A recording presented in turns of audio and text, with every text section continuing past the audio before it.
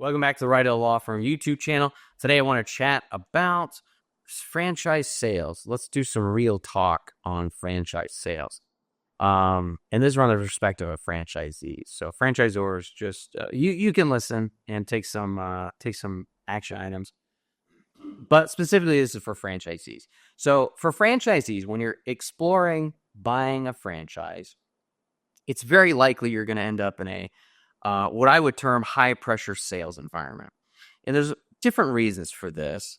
The franchise industry has become very focused on using sales positions in a commission basis, right? So this is franchise consultants, franchise brokers, and even internal salespeople with the franchise itself, the franchise system.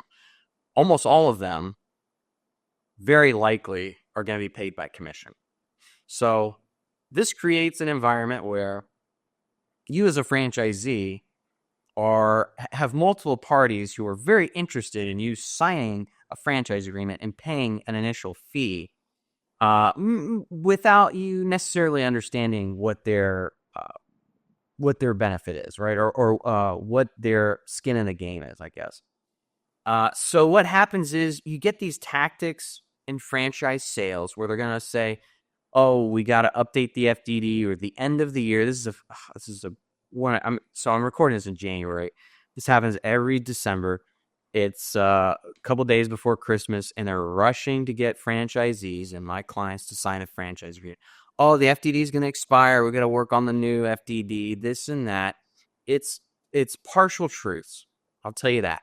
And there's almost there's basically 0% chance that not signing your FDD or signing your franchise agreement on January 1st versus December 31st will make any lick of difference. The reason for that is that we do have to update FDDs every year, annually, but we have 120 days from the end of the fiscal year, which is usually the calendar year. So we have 120 days typically from January 1st, which falls around April 20th or so, give or take. Yeah, and it's just silly. It's a silly tactic. It's a high pressure sales tactic. They're trying to get you to sign before the end of the year. It looks better on their numbers when they round them out for the annual updates and whatnot. But also they want to get their bonus, right? They want to get their commission in and get that paid. So take those comments with a grain of salt. Be careful. Don't be afraid to pump the brakes. So the FDD renewal and the end of the year or these arbitrary dates is a very common one I see. They're going to set a date saying we have to get it done by X date. Probably they don't, right? Very limited circumstances that might be the case, but frankly, if they want a deal to happen now or then, they'll make a deal happen, right? It's not a something that a deal is going to come off the table. So that's one tactic you got to watch out for. Another one is the special package. We have a special package that expires on X date. So I guess it's a variant of the first one, kind of time-based pressures. And this one, I've seen some systems that do, I don't know how they come up with this. They get really, really great used car salesmen that move into these franchise sales organizations, I think. But there are franchise systems that I've come across that have monthly specials. It's like a diner or something. They got a monthly special, and once this month is over, the special is gone. Why? No reason. There's no legal reason for it. There's no industry reason for it. It's a sales pressure tactic. That's the only reason it exists, and they love using that. I've seen it. I never saw it for years. I've seen it like twice in the last 6 months. So I don't know where it's coming from. But be careful. That's a new one I've seen that people are franchise sales folks are using. It's just so silly. There's just no rhyme or reason why the sale has to end or whatever, the special package or deal. Another tactic they use is the territory, right? So territory-based sales tactics. Oh, this is a hot territory. It's going to go fast. Or we got other people interested in this and that. Probably those are untrue.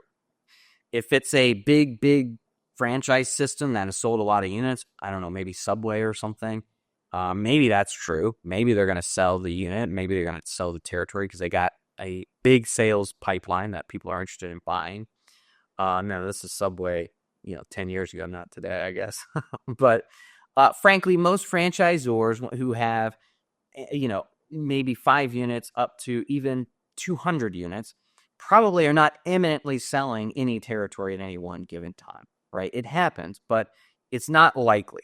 And I get this sales tactic from franchise systems that have 5 units or 30 units. And they're telling my client that, Des Moines, Iowa is real hot territory. We're going to sell it pretty quick. You got to sign soon.